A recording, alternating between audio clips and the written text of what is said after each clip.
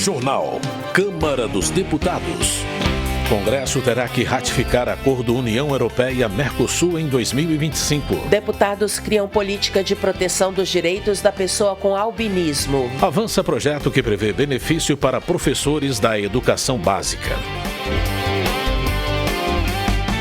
Boa noite. A Comissão de Indústria, Comércio e Serviços da Câmara aprovou um novo benefício para professores da educação básica.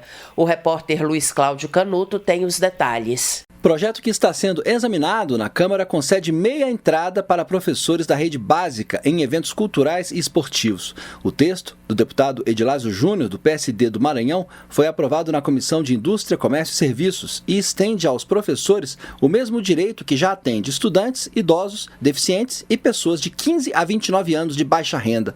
O relator na comissão foi o deputado Josenildo, do PDT do Amapá. A inclusão dos professores no rol de beneficiários da meia entrada é uma medida de reconhecimento do papel essencial que esses profissionais desempenham na sociedade, especialmente na formação e desenvolvimento dos estudantes. Sabemos, contudo, que no Brasil a profissão de professor não oferece condições econômico-financeiras suficientes para que o profissional possa frequentar regularmente eventos culturais, pagando, sem subsídio, o valor integral dos ingressos cobrados. Na realidade, para a ampla maioria, o professor não recebe o necessário nem para custear as suas despesas básicas diárias. O relator afirma que o impacto da medida é reduzido, porque a lei da meia entrada de 2013, que é alterada pelo projeto, estabelece limite de 40% para esse tipo de ingresso. No relatório, Josenildo ressaltou que leis estaduais e municipais já prevêem a meia entrada para professores, como é o caso do estado de São Paulo, do Acre e da cidade do Rio de Janeiro. O autor da proposta, Edilásio Júnior, justifica que, além de promover a qualidade do ensino, a inclusão dos professores atende o princípio da valorização dos profissionais da educação, previsto na Constituição. O projeto está na Comissão de Educação. Ele também precisa passar pela Comissão de Finanças e Tributação e pela Comissão de Constituição e Justiça. Da Rádio Câmara de Brasília, Luiz Cláudio Canuto. Educação. O Tribunal de Justiça de São Paulo suspendeu a resolução da Secretaria Estadual de Educação que permitia a realocação de professores sem pedidos formalizados. Professora Luciene Cavalcante, do PSOL, comemora a decisão e acusa o governo paulista de cometer abusos contra os professores, ferindo os princípios da administração pública e prejudicando o direito dos estudantes à educação de qualidade. Tadeu Venere, do PT, volta a criticar a tentativa do governo do Paraná de terceirizar a administração de escolas públicas estaduais. O deputado argumenta que a política da terceirização prejudica o patrimônio público construído ao longo de décadas, gerando impacto negativo na educação. Homenagem. Heitor Chu, do PSB gaúcho, celebra os 175 anos da chegada dos 12 primeiros imigrantes alemães à cidade de Santa Cruz do Sul, exaltando a coragem e a fé dessas pessoas que desbravaram a região do Vale do Rio Pardo. Natural de Santa Cruz do Sul, o deputado agradece os imigrantes que ajudaram a construir a cidade, que hoje tem 140 mil habitantes e representa o 5º maior PIB do estado. Vicentinho, do PT de São Paulo, presta homenagem ao influenciador Tiago dos Reis, uma das principais vozes a favor do governo Lula nas redes sociais. O deputado conta que Tiago teve que deixar o Brasil depois de ser ameaçado de morte. Ele elogia a coragem do influenciador para rebater os discursos extremistas, com argumentos da ciência e dados verdadeiros. Saúde. Os deputados aprovaram a proposta que cria a política de proteção dos direitos da pessoa com albinismo.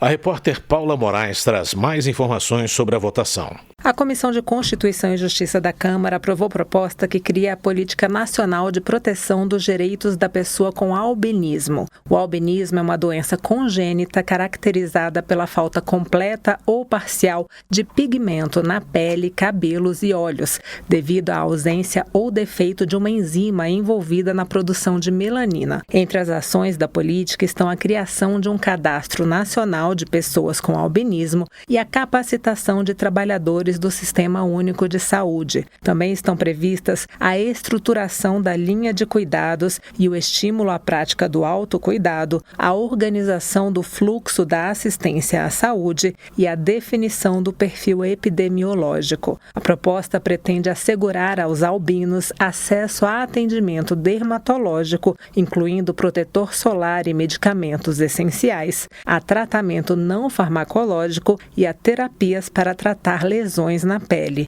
Os albinos também terão direito, segundo o projeto, a atendimento oftalmológico especializado, incluindo lentes especiais e tratamento da baixa visão e da fotofobia. O relator na comissão, o deputado Bacelar, do PV da Bahia, defendeu a importância desse projeto. As pessoas com albinismo enfrentam desafios únicos, muitas vezes agravados pela falta de políticas públicas específicas. Com a aprovação desta matéria, estamos garantindo direitos fundamentais, como acesso a tratamentos dermatológicos, oftalmológicos e tecnologias assistivas.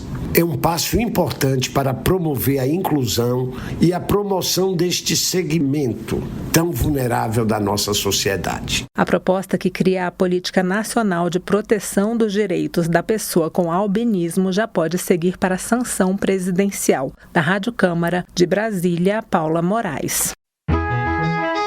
Previdência. Projeto de Dr. Fernando Máximo, do União de Rondônia, prevê o pagamento do 13º para as pessoas que recebem o benefício de prestação continuada. O parlamentar observa que a medida é uma maneira de apoiar a causa das pessoas com deficiência e com autismo grave, garantindo ajuda financeira àqueles que precisam de cuidados especiais. Política. Dr. Zacarias Calil, do União de Goiás, entende que enfraquecer a imunidade parlamentar abre espaço para perseguições políticas. Ele reitera que calar o deputado é silenciar a voz do povo e que a imunidade garante o livre exercício do mandato e a independência do legislativo. O congressista enfatiza que a prerrogativa não é um privilégio pessoal, mas uma ferramenta indispensável para preservar o debate democrático e os interesses da sociedade. Segurança Pública. Anderson Pinto, do MDB do Pará, comemora a aprovação do projeto que cria um cadastro de pedófilos e permite a castração química de condenados. O deputado considera a medida essencial para endurecer as punições para crimes hediondos contra menores de idade. O parlamentar reitera que proteger crianças e adolescentes deve ser uma prioridade absoluta do parlamento. Capitão Alden, do PL, alerta para o crescimento dos índices de violência e da atuação de facções criminosas na Bahia. O deputado lembra que nos últimos 18 anos de gestão petista, a Bahia registrou 110 mil assassinatos. Por isso, o deputado cobra dos governos local e federal ações efetivas para fortalecer a segurança pública no estado. Ao citar casos de violência policial, Paulão, do PT de Alagoas, denuncia o tratamento desigual dado à população negra no Brasil. Ele cobra do poder público medidas de proteção, especialmente em relação aos agentes da segurança pública. O deputado ainda destaca a criação da bancada negra como uma tentativa de dar voz às questões raciais e de priorizar medidas para reparar a dívida social que o país tem com os negros. Projeto em discussão na Câmara torna mais rigorosa a punição para crimes sexuais. Confira na reportagem de Maria Neves. A Comissão de Constituição e Justiça da Câmara analisa projeto que proíbe a realização de acordo de não persecução penal nos casos de crimes contra a dignidade sexual. Pela lei em vigor, quando o crime não envolve violência ou grave ameaça e a pena prevista for inferior a 4 anos, o Ministério Público pode propor acordo de não persecução penal. Esse arranjo permite a extinção da pena pena para o ofensor, desde que ele cumpra algumas medidas propostas pela Justiça, como a restituição do prejuízo causado e a realização de trabalho comunitário. A proposta em análise também aumenta a pena para os atos libidinosos. Atualmente, quem comete ato libidinoso fica sujeito à reclusão de 1 a 5 anos. O texto aprovado aumenta a punição mínima para 2 anos. A autora do texto original, deputada Daiane Bittencourt, do União do Ceará, explica que o aumento da pena tem por objetivo impedir a suspensão condicional do processo. Esse tipo de benefício pode ser oferecido ao infrator sempre que a pena for menor que 2 anos. Daiane Bittencourt argumenta que, ao tornar mais rigorosa a punição para os crimes sexuais, a medida aumenta a proteção aos direitos das vítimas, além de reforçar a mensagem de repúdio a essas práticas criminosas. Essa medida é essencial. Quando o agressor sabe que não vai poder negociar e que a pena vai ser mais severa, ele vai pensar 2 vezes antes de cometer o crime. Esses criminosos, na maioria das vezes, não param em um só crime. Eles repetem e é por isso que precisam ser punidos com mais firmeza. Precisamos deixar bem claro que a violência contra as mulheres, crianças e adolescentes não serão toleradas. Elas precisam saber que estão protegidas. O texto apresentado por Daiane Bittencourt prevê, além do aumento de pena, a proibição do acordo de não persecução penal somente para crimes contra a dignidade sexual de mulheres. Mas a relatora da proposta na Comissão de Defesa dos Direitos das Mulheres, deputada Laura Carneiro, do PSD do Rio de Janeiro, ampliou a vedação de acordo para os crimes contra a dignidade sexual de qualquer pessoa. A relatora ainda faz referência explícita aos crimes sexuais contra criança ou adolescente. Laura Carneiro também defende que o aumento do rigor contra os crimes sexuais é importante para reafirmar a repreensão da sociedade contra esse tipo abjeto e odioso de delito. Depois de votado na Comissão de Constituição e Justiça, o projeto também dependerá de avaliação do plenário da Câmara. Da Rádio Câmara de Brasília, Maria Neves. Desenvolvimento Regional. Marcon, do PT, agradece ao governo federal a ajuda financeira enviada ao Rio Grande do Sul, especialmente no apoio a áreas afetadas por desastres naturais. O deputado também celebra a entrega de uma ponte em Caxias do Sul, que foi reconstruída após as enchentes, e se diz confiante na continuidade das obras de reconstrução do estado gaúcho. General Girão, do PL, critica o governo do Rio Grande do Norte, que, segundo ele, vem perdendo recursos federais devido ao não cumprimento da Lei de Responsabilidade Fiscal. O parlamentar observa que as falhas da administração local impedem o recebimento da verba que poderia ser usada na melhoria da infraestrutura e da segurança do Estado. Agricultura. Bom Gás, do PT gaúcho, sugere a criação de territórios livres de agrotóxicos por meio de projeto de lei que proíbe a pulverização aérea em localidades consideradas sensíveis, como áreas de agricultura familiar e zonas urbanas próximas a escolas e hospitais. Segundo o deputado, o governo federal tem trabalhado para reduzir o uso de agrotóxicos, para que o país possa contar com uma agricultura sustentável que priorize a vida e o meio ambiente. Coronel Fernanda, do PL de Mato Grosso, está recolhendo assinaturas para instalar uma comissão parlamentar de inquérito para investigar a demarcação de terras indígenas.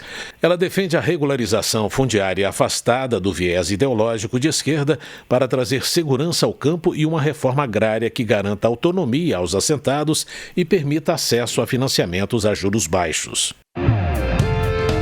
Economia. Dados divulgados pelo IBGE mostram que em 2023, quase 9 milhões de pessoas saíram da pobreza e a proporção de pessoas em extrema pobreza recuou de 5,9% para 4,4%. Para Merlong Solano, do PT do Piauí, os números refletem os avanços das políticas públicas e a retomada do crescimento econômico conduzidos pelo atual governo. Rogério Correia, do PT de Minas Gerais, também celebra os dados divulgados recentemente pelo IBGE, que apontam que a taxa de pobreza no Brasil caiu ao menor nível desde 2012. O deputado atribui a conquista ao dinamismo econômico e à expansão dos programas sociais do governo federal. Jandira Fegali, do PCdoB do Rio de Janeiro, discorda da política do Banco Central de continuar aumentando a taxa básica de juros, mesmo com a economia aquecida e o desemprego baixo. Para a deputada, é escandalosa a ideia de elevar a taxa até 14,5%. A congressista entende que, ao privilegiar especuladores, a autoridade monetária agrava a desigualdade social e serve como entrave ao desenvolvimento do país. Alice Portugal, do PCdoB da Bahia, critica o legado do governo Bolsonaro que, segundo ela, deixou o Brasil em crise, com a democracia abalada, a volta da fome e o fim de várias políticas essenciais.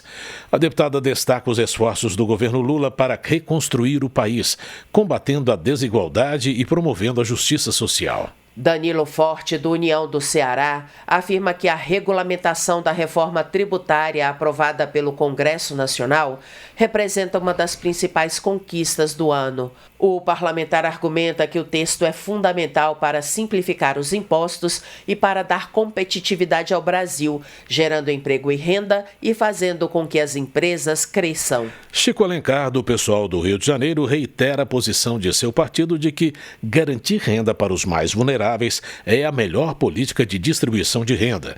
Para o congressista, o equilíbrio fiscal só pode ser alcançado com cortes nos altos salários e a taxação de grandes fortunas. Relações Exteriores. Em 2025, o Congresso Nacional terá que ratificar o acordo comercial firmado este mês entre a União Europeia e o Mercosul, após 25 anos de negociação. A reportagem é de Silvia Munhato. Após o fechamento do acordo comercial entre União Europeia e Mercosul no início de dezembro, 2025 será um ano em que o acordo terá que ser ratificado pelos legislativos de ambos os lados. No caso da União Europeia, o acordo terá de passar pelo Parlamento Europeu e pelo Conselho da União Europeia. No caso do Mercosul, cada legislativo do bloco terá que confirmar sua aceitação. Neste caso, valem os votos do Brasil, Argentina, Paraguai e Uruguai. A Bolívia ainda não fará parte do acordo nessa fase. O acordo com a União Europeia facilita a exportação de produtos da agropecuária brasileira, mas também poderá representar ganhos com a importação de produtos para aumento do Parque Industrial Nacional. Foi o que explicou o deputado Celso Russomano, do Republicanos de São Paulo, vice-presidente do Parlasul, o parlamento do Mercosul. Uma série de produtos vão ser exportados. E nós, como o Mercosul, como todos os países do Mercosul têm um preço bom, vai aumentar as exportações brasileiras, exportações dos países do Mercosul, e nós vamos ganhar muito com isso. Os dois blocos terão cotas de exportação com redução tarifária para que os produtores locais de alguns produtos não sejam muito afetados pelas compras. As cotas representam 9% dos bens importados pelo Mercosul da União Europeia e, no sentido inverso, as cotas representam 3% dos bens.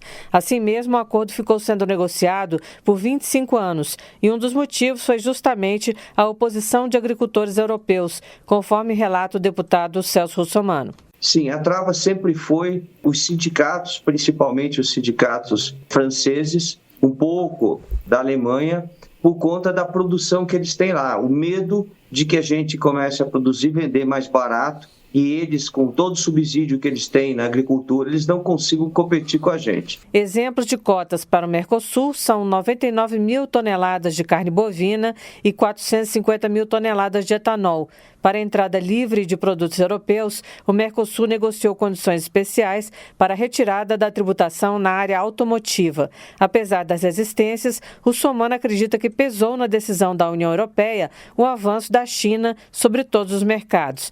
Juntos, Mercosul e a União Europeia reúnem cerca de 718 milhões de pessoas e um produto interno bruto de aproximadamente 22 trilhões de dólares.